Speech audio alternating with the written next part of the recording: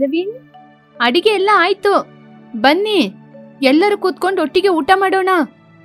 ಚಂದ್ರಿಕಾ, ಆಫೀಸಿಂದ ಕಾಲ್ ಬಂದಿದೆ, ಎಲ್ಲ ರೆಡಿ ಮಾಡಿ ಇಡು, ನಾನು ಬರ್ತೀನಿ. ಈ ಸಮಯದಲ್ಲಿ ಇವ್ರಿಗೇನು ಆಫೀಸಿಂದ ಕಾಲ್ ಬರೋದು ನನಗೇನು ಗೊತ್ತಾಗ್ತಾ ಇಲ್ಲ. ಹೀಗೆ ಚಂದ್ರಿಕಾ ಅವಳ ಮನಸ್ಸಲ್ಲೇ ಅವಳು ಆಲೋಚನೆ ಮಾಡ್ತಿದ್ಲು. ಹೀಗೆ ಎಲ್ಲ ಡಿನ್ನರ್ ಅನ್ನು ರೆಡಿ ಮಾಡಿ, ಏನಿದು ಇನ್ನೂ ಆಫೀಸ್ ಕಾಲ್ ಮಾತಾಡಿ ಆಗಿಲ್ವಾ? ಹೀಗೆ ಆಲೋಚನೆ ಮಾಡ್ತಾ ಇದ್ದಂಗೆ ಚಂದ್ರಿಕನ ತಾಯಿ ಶಾಂತಮ್ಮ ಡೈನಿಂಗ್ ಟೇಬಲ್ಗೆ ಬಂದ್ರು. ಅಮ್ಮ ಚಂದ್ರಿಕಾ, ತುಂಬಾ ಹಸಿವಾಗ್ತಾ ಇದೆ, ಅಳಿಯಂದ್ರು ಇನ್ನೂ ಬಂದಿಲ್ಲ ಅನ್ಸುತ್ತೆ. ಅಮ್ಮ, ಅವರು ಆಫೀಸ್ ಕಾಲ್ ಏನೋ ಮಾತಾಡ್ತಾ ಇದ್ದಾರೆ, ಇವಾಗ ಬರ್ತಾರೆ, ನಿನ್ಗೆ ಊಟ ಕೊಡ್ತೀನಿ, ಊಟ ಮಾಡಮ್ಮ, ನಾನು ಅವರು ಒಟ್ಟಿಗೆ ಊಟ ಮಾಡ್ತೀವಿ. ಸರಿ ಅಮ್ಮ ಚಂದ್ರಿಕಾ, ಊಟ ಮಾಡುವಾಗ ಏನಮ್ಮ ಈ ಫೋನ್ ಅಲ್ಲ, ಊಟ ಮಾಡಿದ್ಮೇಲೆ ಮಾತಾಡ್ಬೋದಲ್ವಾ? ಸ್ವಲ್ಪ ಸಮಯದಲ್ಲೇ ಶಾಂತಮ್ಮ ಕೂಡ ಊಟ ಮಾಡಿ ಹೋದ್ರು. ಆದ್ರೂ ಕೂಡ ಅರವಿಂದ್ ಬರ್ಲೇ ಇಲ್ಲ.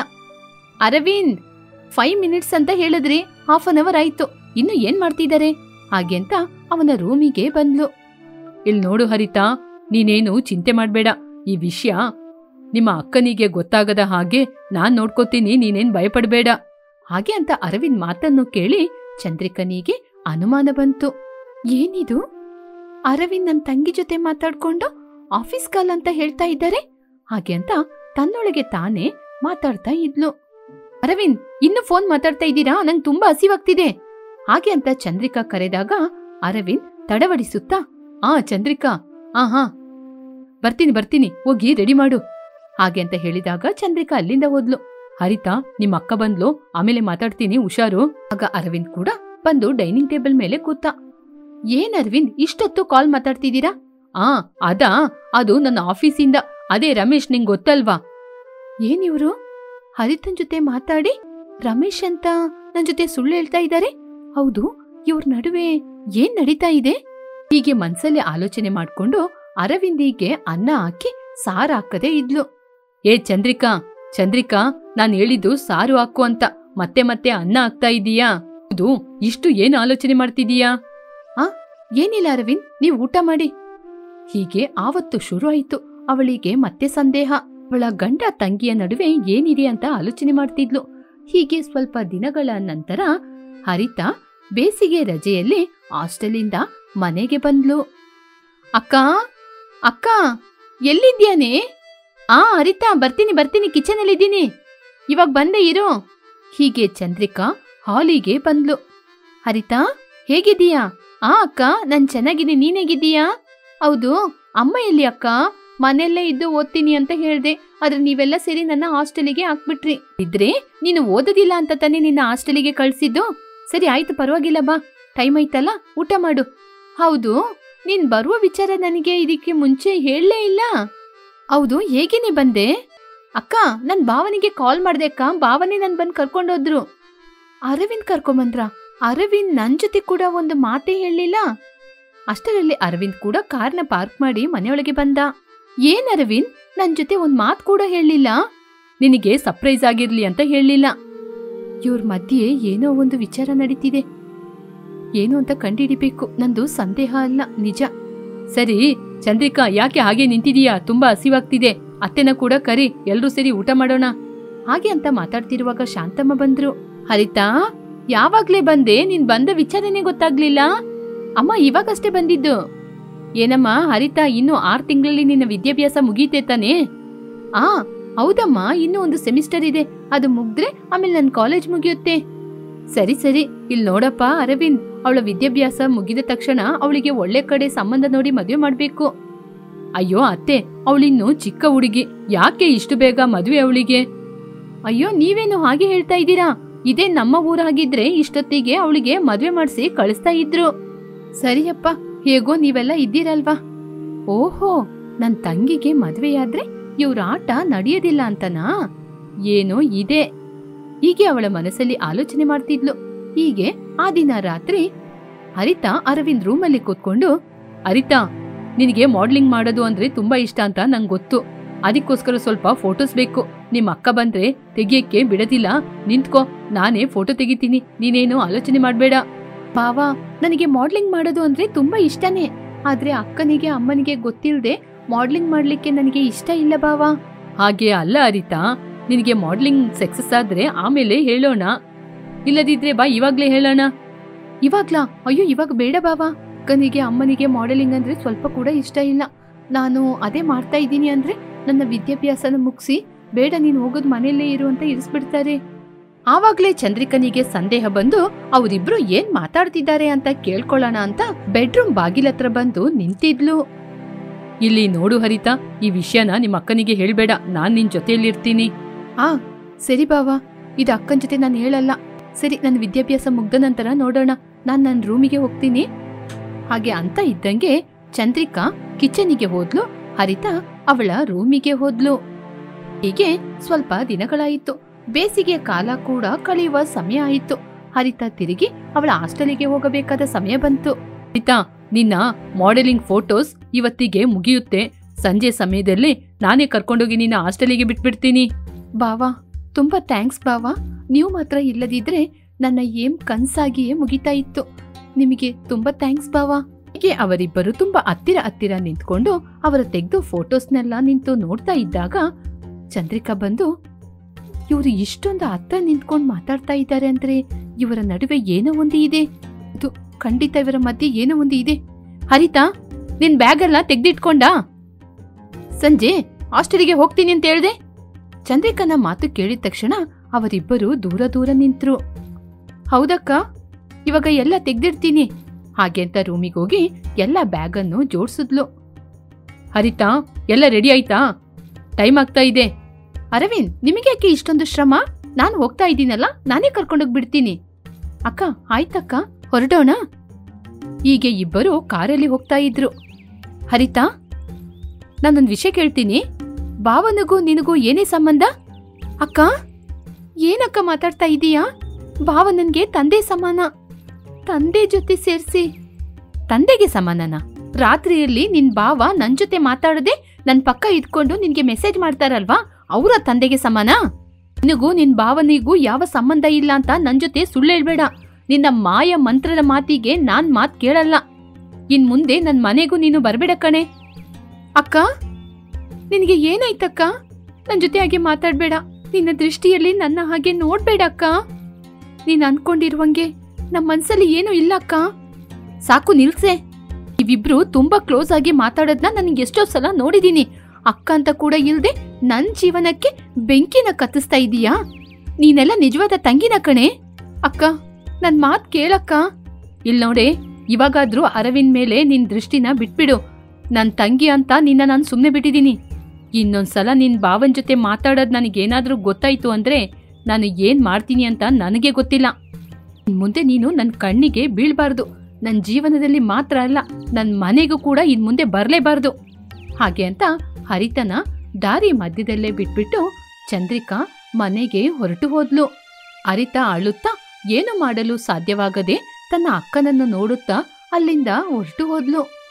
ನನ್ನ ಅಕ್ಕ ನನ್ನ ಈ ರೀತಿ ಆಲೋಚನೆ ಮಾಡ್ತಾಳೆ ಅಂತ ಅನ್ಕೊಂಡಿರ್ಲಿಲ್ಲ. ನನ್ ಕನ್ಸು ನೆರವೇರಿಸ್ಲಿಕ್ಕೆ ಭಾವ ನನ್ಗೆ ಸಹಾಯ ಮಾಡಿದ್ರು ಅಷ್ಟೇ.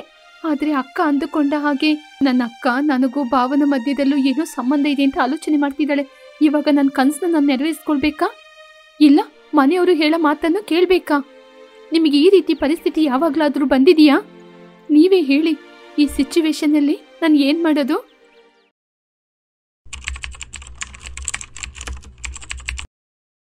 ಅಕ್ಕ ತಂಗಿಯಾದ ಚಂದ್ರಿಕಾ ಹರಿತಾ ಬಾಡಿಗೆ ಮನೆಗೋಸ್ಕರ ಶಂಕರಯ್ಯನ ಮನೆಗೆ ಹೋದ್ರು. ಮನೆಯ ಎದುರು ಟೂಲೆಟ್ ಬೋರ್ಡು ಹಾಕಿತ್ತು. ಮನೆಯಲ್ಲಿ ಯಾರಾದ್ರೂ ಇದ್ದೀರಾ? ಹಲೋ ಅಂಕಲ್, ಮನೆ ಒಳಗಡೆ ಇದ್ರೆ ಹೊರಗಡೆ ಬನ್ನಿ. ಅಕ್ಕ ತಂಗಿಯ ಧ್ವನಿ ಕೇಳಿ ಶಂಕರಯ್ಯ ಹೊರಗಡೆ ಬಂದ್ರು. ಯಾರಮ್ಮ ನೀವು? ಏನ್ ವಿಷಯ? ನಾವು ಬಾಡಿಗೆ ಮನೆಗೋಸ್ಕರ ಬಂದಿದೀವಿ. ಓ ಹೌದಾ, ಸರಿ, ನಾನು ಹೇಳದ್ನ ಸರಿಯಾಗಿ ಕೇಳ್ಕೊಳ್ಳಿ. ತಿಂಗಳಿಗೆ 5,000 ಬಾಡಿಗೆ. ನೀರ್ನ ಜಾಸ್ತಿ ಉಪಯೋಗ ಮಾಡಬಾರ್ದು. ಗೋಡೆಯಲ್ಲಿ ಯಾವ ಆಣಿನೂ ಹೊಡಿಬಾರ್ದು. ಸರಿ, ನೀವು ಹೋಗಿ ನಿಮ್ ತಂದೆ ತಾಯಿನ ಕರ್ಕೊಂಬನ್ನಿ. ಅವ್ರ ಜೊತೆ ವಿಚಾರದ ಬಗ್ಗೆ ಮಾತಾಡಿ ಆಮೇಲೆ ಮನೆ ಕೊಡ್ತೀನಿ. ಹೋಗಿ. ಅಂಕಲ್, ನಮಗೆ ತಂದೆ ತಾಯಿ ಇಲ್ಲ. ಇರೋದು ನಾನು ನನ್ನ ಅಕ್ಕ ಮಾತ್ರ. ನಾವು ನಿಮ್ಮ ಮಾತಿಗೆ ಒಪ್ಕೊಳ್ತೀವಿ. ನಾಳೆ ಒಳ್ಳೆ ದಿನ ಅಲ್ವಾ? ಏನು, ನಿಮ್ಗೆ ತಂದೆ ತಾಯಿ ಇಲ್ವಾ? ನೀವಿಬ್ರು ಅಕ್ಕ ತಂಗಿರ? ನಾನ್ ನಂಬಲ್ಲಮ್ಮ. ಅದಲ್ಲ. ಇಲ್ಲಮ್ಮ, ಇಲ್ಲ. ಇವಾಗ ಹೆಣ್ಮಕ್ಳನ್ನ ನಂಬಕ್ಕಾಗಲ್ಲ. ಈ ಕಾಲದಲ್ಲಿ ಹೆಣ್ಮಕ್ಳೇ ಸರಿ ಇಲ್ಲ. ನಿಮ್ಮನ್ನ ನಂಬಿ ನಾನ್ ಮನೆ ಕೊಡಕ್ಕಾಗಲ್ಲ. ಸರಿ, ಇಲ್ಲಿಂದ ಹೊರಡಿ. ಇಲ್ಲಿ ನೋಡಿ, ಎಲ್ಲ ಹೆಣ್ಮಕ್ಳು ಒಂದೇ ತರ ಇರಲ್ಲ. ನೀವು ಮಾತಾಡೋದನ್ನ ನೋಡಿದ್ರೇನೆ ಗೊತ್ತಾಗ್ತಾ ಇದೆ ನೀವು ಯಾವ ರೀತಿ ಪರ್ಸನ್ ಅಂತ. ನೀವು ಇರಿ ಅಂತ ಹೇಳಿದ್ರು ಕೂಡ ನಾವು ಈ ಮನೆಯಲ್ಲಿ ಇರೋದಿಲ್ಲ. ತುಂಬಾ ಥ್ಯಾಂಕ್ಸ್, ನಮಗೆ ಈ ಮನೆ ಬೇಡ. ಸಾಕು ಸಾಕಮ್ಮ, ಮೊದ್ಲು ಇಲ್ಲಿಂದ ಹೊರಡಿ. ಹಾಗೆ ಹೇಳ್ಕೊಂಡು ಶಂಕರಯ್ಯ ಅವರ ಮನೆಯೊಳಗೆ ಹೋದ್ರು. ತಂಗಿಯರಿಬ್ಬರು ತುಂಬಾ ಚಿಂತೆ ಮಾಡ್ಕೊಂಡು ಅವರ ಗುಡಿಸಲ ಬಳಿ ಬಂದ್ರು. ಚಂದ್ರಿಕಾ ಹರಿತಾ ಬರುವಾಗ ಜೋರಾಗಿ ಮಳೆ ಬರ್ತಾ ಇರುವುದರಿಂದ ಚಂದ್ರಿಕಾ ಅವಳ ಕೈಯಲ್ಲಿದ್ದ ಫೈಲನ್ನು ತನ್ನ ತಂಗಿಗೆ ಕೊಟ್ಟು ತಲೆ ಮೇಲೆ ಇಟ್ಕೊಂಡು ಮಳೆ ನೀರು ಬೀಳದ ಹಾಗೆ ಮನೆಗೆ ಕರ್ಕೊಂಡ್ಬಂದ್ರು. ಹೀಗೆ ಆ ಮಳೆಯಲ್ಲಿ ಅಕ್ಕ ತಂಗಿಯರಿಬ್ಬರು ನಿಧಾನವಾಗಿ ಮನೆಗೆ ಬಂದ್ರು. ಅಕ್ಕ, ಈ ಫೈಲೆಲ್ಲ ನೆಂದೋಯ್ತಕ್ಕ. ಅಕ್ಕ, ಫೈಲ್ಗಳನ್ನ ಫ್ಯಾನ್ ಅಲ್ಲಿ ಒಣಗಿಸೋಣ ಅಂತ ಯೋಚನೆ ಮಾಡಿದ್ರೆ ನಮ್ಮ ಮನೆಯಲ್ಲಿ ಫ್ಯಾನ್ ಇಲ್ಲ. ಇವಾಗ ಏನ್ ಮಾಡೋದು? ಚಿಂತೆ ಮಾಡ್ಬೇಡ ತಂಗಿ, ನಾಳೆ ಬೆಳಿಗ್ಗೆನೆ ನಾವಿಬ್ರು ಆಫೀಸಿಗೆ ಬೇಗನೆ ಹೋಗಿ ಆಫೀಸಲ್ಲಿ ಫ್ಯಾನ್ ಹಾಕಿ ಒಣಗಿಸೋಣ. ಅದುವರೆಗೂ ಆಫೀಸ್ ಫೈಲಿಗೆ ಏನು ಆಗಲ್ಲ ತಂಗಿ. ಅಕ್ಕ, ಮನೆ ಬಾಡಿಗೆಗೋಸ್ಕರ ಹುಡ್ಕಾಡುವಾಗ ಹಸಿವಾಗಿಲ್ಲ, ಆದ್ರೆ ಇವಾಗ ತುಂಬಾ ಹಸಿವಾಗ್ತಾ ಇದೆ. ಅಕ್ಕ, ಏನಾದ್ರೂ ಆರ್ಡರ್ ಮಾಡ್ಕೊಂಡು ತಿನ್ನೋಣ? ಬೇಡ ತಂಗಿ, ಬೆಳಿಗ್ಗೆ ಮಾಡಿದ ಅನ್ನ ಸಾರು ಇದೆ, ಅದನ್ನೇ ತಿನ್ನೋಣ. ಆದ್ರೆ ಅಕ್ಕ, ಈ ಮಳೆಗೆ ಎಲ್ಲನೂ ತಂಪಾಗಿರುತ್ತೆ, ಅದಕ್ಕಿಂತ ಏನ್ ಮಾಡೋದು? ಒಲೆ ಕಸಕ್ಕೂ ಆಗಲ್ಲ. ಅಕ್ಕ, ಇದೇ ನಮ್ಮ ಸ್ವಂತ ಮನೆ ಆಗಿದ್ದಿದ್ರೆ ಮನೆಗೆ ಬೇಕಾದ ಗ್ಯಾಸ್ ಎಲ್ಲ ತಗೊಂಡಿರ್ಬೋದು. ಇಂಥ ಸಮಯದಲ್ಲಿ ಎಲ್ಲ ಬಿಸಿ ಬಿಸಿ ಮಾಡ್ಕೊಂಡು ತಿಂತಾ ಇದ್ದು. ಏನೋ ಅಕ್ಕ, ನಮ್ ಜೀವನ. ನಮ್ನ ಹತ್ರ ಕರ್ಕೊಳಕ್ಕೆ ನಮ್ಗೆ ಸಂಬಂಧಿಕರು ಅಂತ ಕೂಡ ಯಾರೂ ಇಲ್ವೇ ಇಲ್ಲ. ನಮ್ನ ಬೈಯಕ್ಕೆ ಅವಮಾನ ಮಾಡ್ಲಿಕ್ಕೆ ಮಾತ್ರ ಎಲ್ರೂ ಇದ್ದಾರೆ. ಇಲ್ಲಿ ನೋಡು ತಂಗಿ, ನೀನೇನು ಚಿಂತೆ ಮಾಡ್ಬೇಡ. ನಮಗೆ ಅಂತ ಖಂಡಿತವಾಗಿ ಒಳ್ಳೆ ಕಾಲ ಬರುತ್ತೆ. ಅದುವರೆಗೂ ನಾವು ಕಾಯಬೇಕು. ರಾತ್ರಿ ಗುಡುಗು ಮಿಂಚಿನ ಸಹಿತ ಜೋರಾಗಿ ಮಳೆ ಬರ್ತಾ ಇತ್ತು. ಅಕ್ಕ ತಂಗಿಯರಿಬ್ಬರು ಅವರಿಗೆ ಇರುವ ಸಣ್ಣ ಗುಡಿಸಲಲ್ಲಿ ನೆಮ್ಮದಿಯಾಗಿ ನಿದ್ರೆಯನ್ನು ಮಾಡಿದ್ರು. ಬೆಳಿಗ್ಗೆ ಚಂದ್ರಿಕಾ ಒಲೆಯನ್ನು ಕತ್ತಿಸ್ತಾ ಒಲೆ ಉರಿತಾ ಇಲ್ಲ ಅಂತ ಊದ್ತಾ ಇದ್ಲು. ಅಷ್ಟರಲ್ಲಿ, ಅಕ್ಕ, ಒಲೆ ಇನ್ನೂ ಕತ್ತಿಲ್ವಾ? ಇಲ್ಲ ತಂಗಿ, ರಾತ್ರಿ ಬಿದ್ದ ಮಳೆಗೆ ಒಲೆ ಜೊತೆ ಸೇರಿ ಸೌದೆ ಕೂಡ ತುಂಬಾ ನೆಂದೋಗಿದೆ. ಏನ್ ಮಾಡೋದು? ಉರಿತಾನೇ ಇಲ್ಲ. ಅಕ್ಕ, ಆಫೀಸಿಗೆ ಟೈಮ್ ಆಯ್ತು. ಹೌದು ತಂಗಿ, ಮೊನ್ನೆ ತನಕ ಕೆಲ್ಸ ಸಿಗದೆ ತುಂಬಾನೇ ಕಷ್ಟಪಡ್ತಾ ಇದ್ದು, ಆದ್ರೆ ಇವಾಗ ಕೆಲ್ಸ ಸಿಕ್ಕಿದಾಗ ಹೋಗ್ಲಿಕ್ಕೂ ಕಷ್ಟ ಆಗ್ತಿದೆ. ಸರಿ ತಂಗಿ, ನೀನು ಮನೆ ಬಾಡಿಗೆಗೋಸ್ಕರ ಹೋಗಿದ್ದೆ ಅಲ್ವಾ? ಎಲ್ಲಾದ್ರೂ ಸಿಕ್ತಾ? ಅಕ್ಕ, ಇಲ್ಲಕ್ಕ, ಎಲ್ಲರೂ ಗೊತ್ತಿರೋವ್ರೆ, ಆದ್ರೂ ಯಾರು ಕೂಡ ನಮ್ನ ನಂಬಿ ಮನೆ ಬಾಡಿಗೆಗೆ ಕೊಡ್ತಾ ಇಲ್ಲ. ಬಾಡಿಗೆ ಜಾಸ್ತಿ ಕೊಡ್ತೀವಿ ಅಂದ್ರೂ ಕೂಡ ಯಾರು ಒಪ್ತಾನೆ ಇಲ್ಲ ಅಕ್ಕ. ನೀವು ಹೆಣ್ಮಕ್ಳಿಗೆಲ್ಲ ಈ ಊರಲ್ಲಿ ಮನೆ ಬಾಡಿಗೆಗೆ ಕೊಡೋದಿಲ್ಲ ಅಂತ ಏನೇನೋ ಹೇಳ್ತಿದ್ದಾರೆ. ನೀನು ಬಾಡಿಗೆ ಮನೆ ಹುಡ್ಕಕ್ಕೋಸ್ಕರ ಹೋಗಿದ್ದಾಗ ನಮ್ಮ ಅಕ್ಕಪಕ್ಕ ಮನೆಯವರು ಬಂದಿದ್ರು. ಅವ್ರು ಏನ್ ಹೇಳಿದ್ರು ಗೊತ್ತಾ? ನಾವು ಒಲೆ ಉಡ್ಸೋದ್ರಿಂದ ಹೊಗೆ ಎಲ್ಲ ಅವ್ರ ಮನೆ ಹತ್ರ ಬರ್ತಾ ಇದೆ ಅಂತೆ. ಅವ್ರಿಗೇನಕ್ಕ? ಏನು ಅಂತ ಹೇಳೋದು? ನಾವು ಸೌದೆಯಲ್ಲಿ ಅಡಿಗೆ ಮಾಡ್ತಿದೀವಲ್ವಾ, ಆ ಹೊಗೆಯಿಂದ ಅವ್ರಿಗೆ ಕಷ್ಟ ಆಗ್ತಿದೆ ಅಂತೆ. ಅದರಿಂದ ಇಲ್ಲಿ ಒಲೆ ಎಲ್ಲ ಕಸ್ಬಾರ್ದು ಅಂತ ಹೇಳಿದ್ರು. ಈ ದೊಡ್ಡ ದೊಡ್ಡ ಮನೆ ನಡುವೆ ನಮ್ಮ ಗುಡಿಸಲು ಸಣ್ಣದಾಗಿದೆ, ಇಲ್ಲಿಂದ ಹೊರಟೋಗಿ ಬೇಗ ಖಾಲಿ ಮಾಡ್ಕೊಂಡು ಹೋಗಿ ಅಂತ ಹೇಳ್ತಿದ್ದಾರೆ. ನಮ್ನ ಖಾಲಿ ಮಾಡಕ್ ಕೇಳಕ್ಕೆ ಅವ್ರು ಯಾರಕ್ಕ? ಇದು ಅವ್ರ ಜಾಗನ? ಎಷ್ಟೋ ಕಷ್ಟಪಟ್ಟು ನಮ್ಮ ಅಪ್ಪ ಅಮ್ಮ ನಮಗೋಸ್ಕರ ಸಂಪಾದನೆ ಮಾಡಿರುವ ಈ ಸಣ್ಣ ಮನೆ, ಈ ಮನೆನ ನಮ್ಮಿಂದ ಬಿಟ್ಟೋಗಕ್ಕಾಗತ್ತಾ? ಇಲ್ಲ ಇಲ್ಲ ಅಕ್ಕ, ಅವರೆಲ್ಲ ನಮ್ಗೆ ಹೇಳಕ್ಕೆ ಯಾರಕ್ಕ? ಸರಿ ಬಿಡು, ಅಡಿಗೆ ಆಗಿಲ್ವಾ, ನಾವಿನ್ನೂ ಹೊರಡೋಣ. ಹಾಗೆ ಅಂತ ಅಕ್ಕ ತಂಗಿಯರಿಬ್ಬರು ಫೈಲನ್ನು ತೆಗೆದುಕೊಂಡು ಆಫೀಸ್ಗೆ ಹೋದ್ರು. ಅಕ್ಕ ತಂಗಿಯರಿಬ್ಬರು ಕೆಲಸವನ್ನು ಮಾಡ್ತಾ ಇದ್ದಾಗ ಬಾಸ್ ಬಂದು ಫೈಲ್ ನೆಂದೋಯ್ತು ಅಂತ ಬೈತಾ ಇದ್ರು. ಸಾರಿ ತಂಗಿ, ನನ್ನಿಂದ ತಾನೇ ನಿನ್ಗೆ ಇಷ್ಟೊಂದು ಬೈಗಳ? ಅಕ್ಕ, ಅದಕ್ಕೇನಕ್ಕ, ಅದಕ್ಕೋಸ್ಕರ ನೀನ್ ಯಾಕೆ ಸಾರಿ ಕೇಳ್ತೀಯ? ಇದೆಲ್ಲ ನಮ್ ಕರ್ಮ. ಸರಿ ಅಕ್ಕ, ನಾವಿನ್ನು ಕೆಲಸ ಮಾಡೋಣ.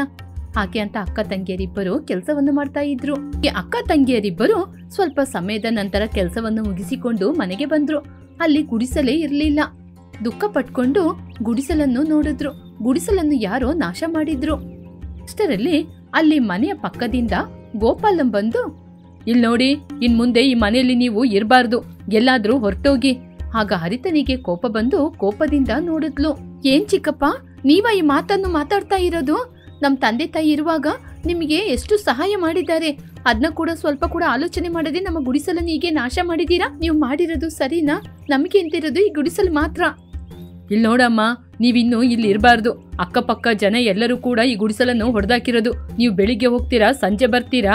ಗುಡಿಸಲಿಂದ ನಮಗೆಲ್ಲ ಏನಾದ್ರೂ ತೊಂದರೆ ಆದ್ರೆ ನಾವು ಮಾತ್ರ ಏನ್ ಮಾಡೋದು? ನೀವು ಮೊದಲು ಇಲ್ಲಿಂದ ಹೊರಟೋಗಿ. ಹೋಗಿ ಅಂದ್ರೆ ನಾವು ಎಲ್ಲಿಗೆ ಹೋಗೋದು? ಎಲ್ಲಾದ್ರೂ ಹೋಗಿ, ನಮಗೇನು? ಹಾಗೆ ಅಂತ ಹೇಳಿ ಅಲ್ಲಿಂದ ಹೊರಟು ಹೋದ. ರಾತ್ರಿ ಗುಡಿಸಲ ಹೊರಗಡೆನೆ ಅಕ್ಕ ತಂಗಿಯರಿಬ್ಬರು ಚಾಪೆಯನ್ನು ಹಾಕಿಕೊಂಡು ಮಲಗಿಕೊಂಡ್ರು. ಯಾರಿಗೂ ಅವರ ಮೇಲೆ ಕರುಣೆ ಬರಲಿಲ್ಲ. ಬೆಳಿಗ್ಗೆ ಆಯಿತು. ಅಕ್ಕ ತಂಗಿಯರಿಬ್ಬರು ಎದ್ದು, ಅಕ್ಕ, ನಾವು ಆಫೀಸಿಗೆ ಹೋಗ್ಬೇಕಲ್ವಾ? ಪಕ್ಕದಲ್ಲೇ ಬಸ್ ಸ್ಟ್ಯಾಂಡ್ ಇದೆ ಅಲ್ವಾ? ಅಲ್ಲಿ ಲಾಕರ್ ಇದೆ. ನಮ್ಮ ವಸ್ತುಗಳನ್ನ ತಗೊಂಡೋಗಿ ಅಲ್ಲೇ ಇಟ್ಬಿಟ್ಟು ಅಲ್ಲೇ ಸ್ನಾನ ಮಾಡಿ ಹೊರಡಿ ಆಫೀಸಿಗೆ ಹೋಗೋಣ. ಟೈಮ್ ಆಗ್ತಿದೆ ಅಕ್ಕ, ಹೊರಡಕ್ಕ. ಇಷ್ಟ ಆದ್ರೂ ನಿನ್ಗೆ ಬೇಜಾರಾಗ್ತಾ ಇಲ್ವಾ ಕಣೆ? ಅಕ್ಕ, ನಡೆದಿದ್ದೇ ಆಲೋಚನೆ ಮಾಡ್ತಾ ಇದ್ರೆ ಏನೋ ಆಗಲ್ಲಕ್ಕ. ಸರಿ ಬಾ, ಹೊರಡು. ನಮ್ಮ ವಸ್ತುಗಳನ್ನೆಲ್ಲ ತಗೊಂಡೋಗಿ ಬಸ್ ಸ್ಟ್ಯಾಂಡ್ ಹತ್ರ ಒಂದು ರೂಮ್ ಇದೆ ಅಲ್ವಾ, ಅಲ್ಲೇ ಲಾಕರಲ್ಲಿ ಇಟ್ಬಿಟ್ಟು ಅಲ್ಲೇ ಬಾತ್ರೂಮಲ್ಲಿ ಎಲ್ಲ ಮುಗಿಸಿ ಸ್ನಾನ ಎಲ್ಲ ಮಾಡ್ಕೊಂಡು ಹೊರಡೋಣ. ಮೊದಲೇ ನಮ್ಮ ಬಾಸು ತುಂಬಾ ಕೋಪಗಾರ ಬೇರೆ. ನಮ್ಮನ್ನ ಬೈಲಿಕ್ಕೆ ಏನ್ ಕಾರಣ ಸಿಗುತ್ತೆ ಅಂತ ನೋಡ್ತಾ ಇರ್ತಾರೆ. ತಂಗಿ, ನೀನು ಆಫೀಸಿಗೆ ಹೋಗು, ನಾನು ಇಲ್ಲೇ ಇರ್ತೀನಿ. ಅಕ್ಕ, ಇಲ್ಲೇ ಇದ್ದು ಏನ್ ಮಾಡ್ತೀಯಕ್ಕ? ನಾವು ಇರ್ಲಿಕ್ಕೆ ಏನಾದ್ರೂ ಸ್ಥಳ ಸಿಗುತ್ತಾ ಅಂತ ನೋಡ್ತೀನಿ, ನೀನು ಹೊರಡು. ಹರಿತಾ ಡ್ಯೂಟಿಗೆ ಹೊರಟು ಹೋದ್ಲು. ಚಂದ್ರಿಕಾ ರಸ್ತೆಯಲ್ಲಿ ಕೂತ್ಕೊಂಡು ಅಳ್ತಾ ಇದ್ಲು. ಹೀಗೆ ಸಮಯ ಕಳೀತಾ ಇತ್ತು. ಆಫೀಸಿಗೆ ಹೋದ ಹರಿತಾ ಕೂಡ ಮನೆಗೆ ಬಂದ್ಲು. ಮನೆಗೆ ಬಂದು, ಅಕ್ಕ, ಬಾಡಿಗೆಗೆ ಏನಾದ್ರೂ ಮನೆ ಸಿಕ್ತಾ? ಇಲ್ಲ ತಂಗಿ, ನಮ್ಮ ಹೊಲದ ಪತ್ರ ಸಿಕ್ಕಿದೆ ತಂಗಿ, ಅದರಲ್ಲಿ ಏನಾದ್ರೂ ಮಾಡೋಣ. ಅಕ್ಕ, ನಮ್ಮ ಹೊಲಕ್ಕೆ ಹೋಗಿ ನಾವು ಏನಕ್ಕ ಮಾಡೋದು? ಅಲ್ಲೋಗಿ ಅಂಡರ್ ಗ್ರೌಂಡ್ ಅಲ್ಲಿ ಮನೆನ ಕಟ್ಕೊಳ್ಳೋಣ. ಅಂಡರ್ ಗ್ರೌಂಡ್ ಅಲ್ಲಿ ಮನೆನಾ? ನಾವು ಸಂಪಾದನೆ ಮಾಡುವ ಸಂಪಾದನೆ ನಮ್ಮ ಖರ್ಚಿಗೆನೆ ಸರಿ ಆಗ್ತಾ ಇಲ್ಲ. ಇನ್ನು ಹೆಣ್ಮಕ್ಳು ಅಂತ ಯಾರು ಕೂಡ ನಮ್ಗೆ ಬಾಡಿಗೆಗೆ ಮನೆನೂ ಕೊಡ್ತಾ ಇಲ್ಲ. ನಾವು ಏನಾದ್ರೂ ಮಾಡ್ಲೇಬೇಕಲ್ವಾ? ಇಷ್ಟು ದಿನ ನಮ್ಮ ಕಣ್ಣಲ್ಲಿ ಬೀಳದಿರುವ ನಮ್ಮ ಹೊಲದ ಪತ್ರ ಇವತ್ತು ನಮ್ಮ ಕಣ್ಣಿಗೆ ಬಿದ್ದಿದೆ. ಅಲ್ಲೇ ಏನಾದ್ರೂ ಮನೆ ಕಟ್ಕೊಂಡು ಜೀವನ ಮಾಡೋಣ. ಅಕ್ಕ, ನೀನ್ ಹೇಳೋದು ಸೂಪರ್ ಅಕ್ಕ. ನಾವು ನಮ್ಮ ಹೊಲಕ್ಕೆ ಹೊರಟು ಹೋಗೋಣ, ಅಲ್ಲೇ ಮನೆ ಕಟ್ಕೊಳ್ಳೋಣ. ನಮ್ ಮನೆ ನೋಡಿ ಎಲ್ರು ಶಾಕ್ ಆಗ್ಬೇಕು. ನಾವ್ ಯಾರು ನಮ್ನ ನೋಡಿ ಎಲ್ರು ಆಶ್ಚರ್ಯ ಪಡ್ಬೇಕು. ಹಾಗೆ ಅಂತ ಮಾತಾಡ್ಕೊಂಡು ಆ ದಿನ ಮನೆಯ ಹೊರಗಡೆ ನಿದ್ರೆ ಮಾಡಿದ್ರು. ಮರುದಿನ ಅವರ ಹೊಲಕ್ಕೆ ಹೋಗಿ ಅಲ್ಲಿರುವ ಮರಗಳನ್ನು ಕಡಿದು ಅಂಡರ್ ಗ್ರೌಂಡ್ ಅಲ್ಲಿ ಮನೆಯನ್ನು ಕಟ್ಟಲು ಎಲ್ಲ ಸಿದ್ಧತೆಗಳನ್ನು ಮಾಡಿದ್ರು. ಹೀಗೆ 2-3 ದಿನಗಳು ಕಳೆಯಿತು. ಆನಂತರ ಅವರನ್ನು ಕೇವಲವಾಗಿ ಮಾತನಾಡಿದವರನ್ನು ಗೃಹ ಪ್ರವೇಶಕ್ಕೆ ಕರೆದ್ರು. ಎಲ್ಲರೂ ಕೂಡ ಅವರ ಅಂಡರ್ ಗ್ರೌಂಡ್ ಮನೆಗೆ ಬಂದ್ರು. ಅಂಡರ್ ಗ್ರೌಂಡ್ ಅಲ್ಲಿ ಕಟ್ಟಿರುವ ಮನೆಯನ್ನು ನೋಡಿ ಶಾಕ್ ಆದ್ರು. ಗೃಹ ಪ್ರವೇಶಕ್ಕೆ ಬಂದವರಿಗೆ ಎಲ್ಲರಿಗೂ ಬಹುಮಾನವನ್ನು ಕೊಟ್ಟು ಕಳಿಸಿದ್ರು. ಆನಂತರ ಅದೇ ಅಂಡರ್ ಗ್ರೌಂಡ್ ಮನೆಯಲ್ಲಿ ಎಲ್ಲರೂ ಆಶ್ಚರ್ಯ ಪಡುವ ರೀತಿ ತಮ್ಮ ಜೀವನವನ್ನು ನಡೆಸಿದ್ರು.